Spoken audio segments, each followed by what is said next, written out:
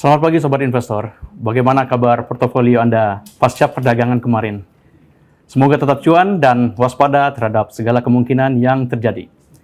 Sobat Investor, setelah mengalami rebound pada Selasa 2 September lalu, indeks harga saham gabungan atau IHSG kembali menghijau pada perdagangan kemarin. Indeks pada akhir sesi 2 Rabu 3 September 2025 ditutup di level 7.885,86 atau terangkat sekitar 1,08%.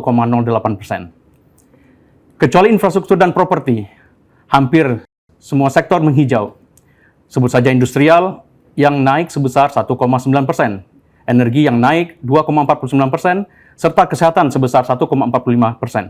Sementara dua sektor yang saya sebutkan di awal tadi, masing-masing terkoreksi sebesar 0,46% dan 0,99%. Lantas, sentimen apa saja yang turut memengaruhi pergerakan IHSG kemarin dan seperti apa proyeksinya hari ini? Apakah masih terpengaruh oleh situasi politik belakangan ini? Untuk itu, bersama kita sudah tersambung Reza Fahmi Riawan selaku Head of Retail Marketing of Product Development Division at PT Henan Puthirai Asset Management. Selamat pagi Mas Reza, apa kabar?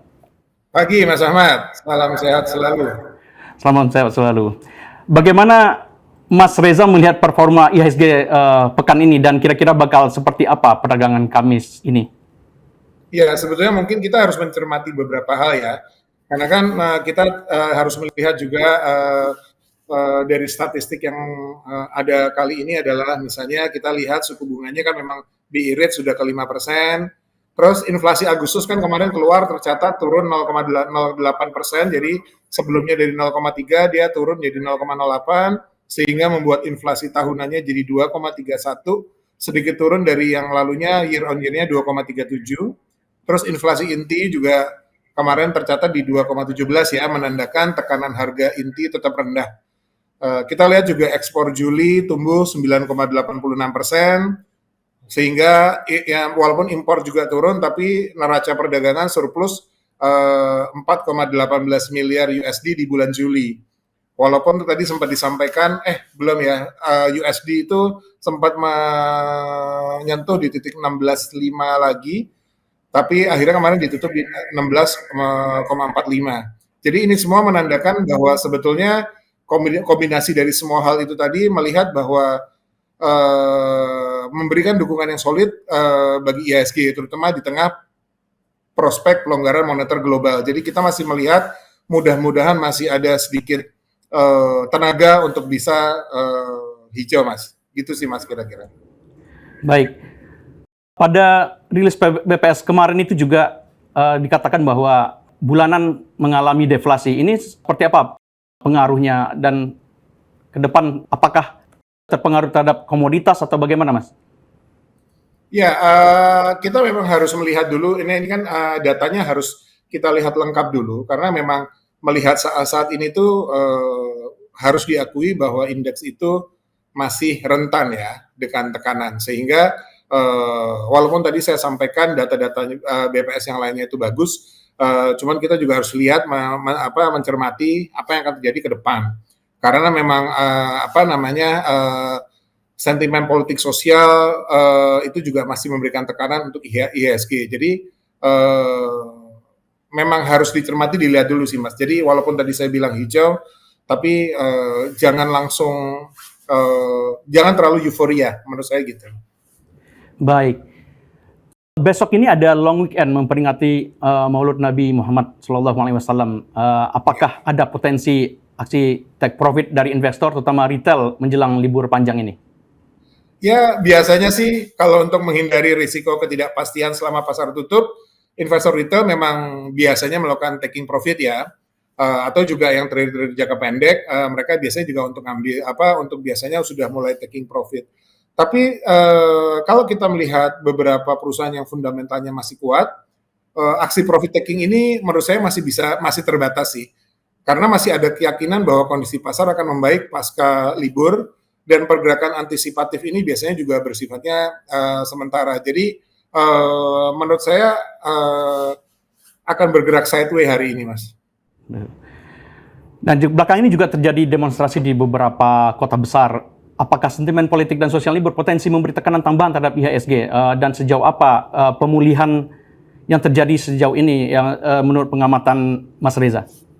Oke, tadi sempat saya sampaikan bahwa ada sentimen politik dan sosial yang memberikan tekanan tambahan untuk supaya IHSG bisa melaju terus. Kita lihat protes politik di akhir Agustus kemarin dan awal September itu menyebabkan indeks turun 2,27% dan rupiah melemah sekitar 1%. Tapi namun dalam beberapa hari terakhir ini, ketika Presiden Prabowo dan ketua-ketua partai politik sudah mengeluarkan pernyataan resmi yang menegaskan bahwa komitmen menjaga stabilitas politik dan keamanan nasional akan mereka jaga, itu membuat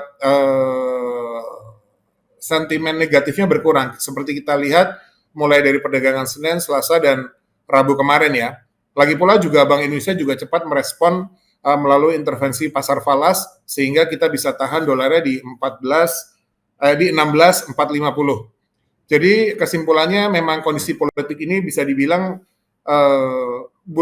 kondisi politik minggu depan harusnya sih bisa lebih kondusif dibandingkan pekan lalu, sehingga resiko dari sisi sosial politik terhadap IHSG akan jauh berkurang. Gitu Mas kira-kira. Baik Mas Reza, untuk investor retail nih, lebih baik menyikapi kondisi saat ini dengan strategi lump sum atau tetap averaging?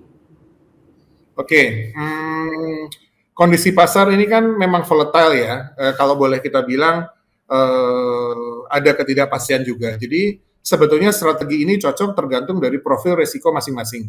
Untuk investor yang agresif dan yakin pasar akan rebound, dan untuk mendapatkan cuan yang lebih besar, mereka kebanyakan memang lump sum. Tapi kalau untuk yang retail sedikit-sedikit untuk mengurangi resiko timing dan untuk menghadapi pasar yang fluktuatif, sebetulnya averaging akan lebih disarankan. Jadi sebetulnya di tengah volatilitas seperti ini, strategi dollar cost averaging akan lebih cocok untuk membantu mengelola resiko timing dan mengurangi emotional investing.